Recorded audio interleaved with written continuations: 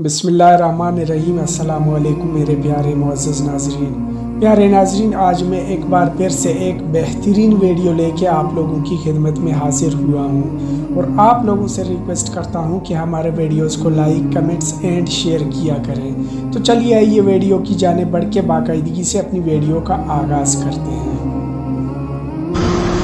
कुरान मजीद में है इन्नल्लाह ला यस्तही मिनल हक़, कि अल्लाह ताला हक बात बयान करने से हया नहीं करते। हदीस में भी बाज़ ऐसे मसाइल को अल्लाह के रसूल ने बयान किया है सल्लल्लाहु अलैहि वसल्लम ने, जो बज़ाहिर हया के ख़िलाफ़ हैं, मगर इसलिए बयान किया कि अगर आप सल्लल्लाहु अलैहि वसल्लम बयान न करते तो लोग उन बेशर्मी के कामों में मुब्तला हो जाते। इसी वजह से मैं भी ये हिम्मत कर रहा हूँ कि एक और ऐसा गुनाह जिसमें लोग मुब्तला हैं, और वो है हया के खिलाफ, मगर है बहरहाल शरीयत का मसला और लोग उसमें गुनाह में मुब्तला भी हैं, इसलिए बताना ज़रूरी है। वो ये है कि लोग शादी के बाद भी, आज की नौजवान नस्ल ज़ौजा से, बीवी से गैर फितरी तरीके से हम बिस्तरी करते हैं। इंटरनेट पर बेहुदा फिल्में देखते हैं, तो जो चीज़ अंग्रेज़ों की देख रहे हैं कि उनके कल्चर आहिस्ता आहिस्ता मीडिया के ज़रिए हमारे मुआशरे में भी आ रहा है। अल्लाह के रसूल सल्लल्लाहु अलैहि वसल्लम ने लानत फरमाई है, एक रिवायत में है कि अल्लाह उसकी तरफ देखेगा नहीं कि जो अपनी ज़ौजा से पिछले रास्ते से हम बिस्तरी करेगा।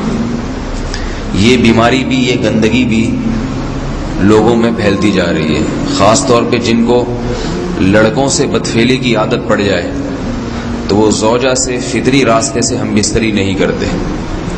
अल्लाह ने फरमाया कि निसाउकुम हर्फुल लकुम, ये तुम्हारी ज़ौजात हैं, बीवियां हैं, ये नस्ल बढ़ाने के लिए हैं। तो उसी रास्ते में इंसान अपनी ख्वाहिश को पूरी कर सकता है जिस रास्ते से नस्ल बढ़ती है। उसके अलावा किसी और रास्ते से अपनी ख्वाहिश को पूरा करना ये हराम है, गुनाह कबीरा है, गंदगी है।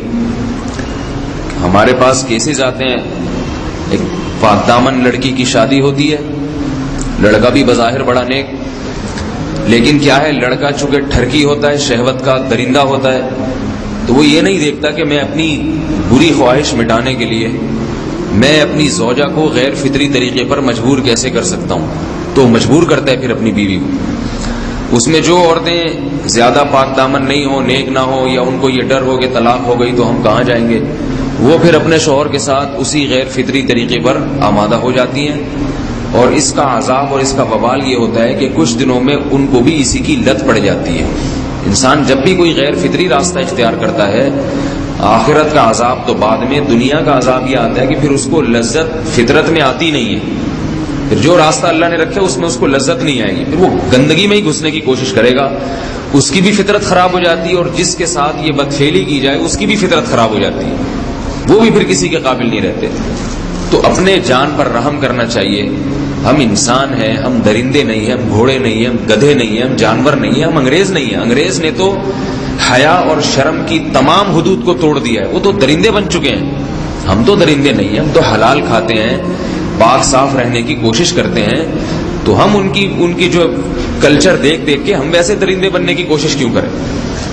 तो ये बहुत बड़ा वबाल है, बहुत बड़ी बुराई है जो हमारे मुआशरे में आहिस्ता आहिस्ता जड़ पकड़ती जा रही है, और इससे बीमारियां भी फैलती हैं। गैर फितरी तरीका है, बीमारियां भी फैलती हैं। ऐसे केसेस आते हैं कि जनाब मर्द मजबूर कर रहा है बीवी को, और वो बीवी जो है साथ नहीं देती, तो फिर उसको तलाक की धमकियां देते हैं। ऐसे केसेस भी आते हैं। और ये भी आता है कि मर्द जब अपनी बीवी को गैर फितरी तरीके पर मजबूर करता है, बीवी आमादा नहीं होती, तो मर्द फिर ये धमकी देता है कि भाई मेरी ख्वाहिश तो तुमसे पूरी होती नहीं है, फिर मैं दूसरों के पास जाऊंगा।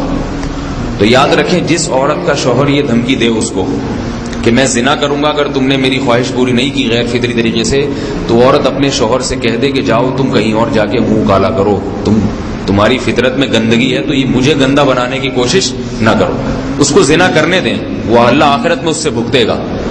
हर बीमारी का अल्लाह ने इलाज रखा है। अल्लाह के रसूल सल्लल्लाहु अलैहि वसल्लम ने फरमाया, सही बुखारी की हदीस, मा अंज़लल्लाहु मिन दाइन इल्ला अंज़ल लहु दवाआ, कोई बीमारी ऐसी नहीं है जो अल्लाह ने नाजिल की हो और उसके लिए दवा न रखी हो दुनिया में।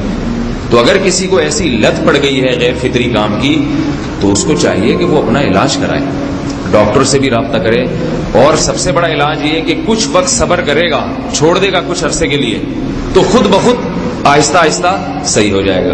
ایک آدمی شراب کا عادی ہے، ایک علاج تو یہ کہ ڈاکٹروں سے رابطہ کرے، بہترین علاج کیا، چھوڑ دے۔ کتنے دن تڑپے گا؟ 1 دن 2 دن 3 دن 4 دن 1 ہفتہ 2 ہفتہ، بہت زیادہ سال ہو جائے گا نا، اس کے بعد خود بہت ٹھیک ہو جائے گا۔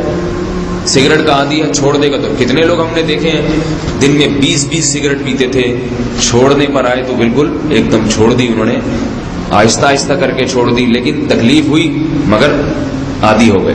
تو اب کسی کو یہ لت پڑ گئی ہے غلط کام کی، برائی کی، تو اس کا بہترین علاج یہ ہے کہ وہ اپنے آپ کو بدلنے کی کوشش کرے، ماحول بدلے، اور کچھ وقت صبر کرے گا تو اللہ اس سے یہ عادت چھڑا دے گا۔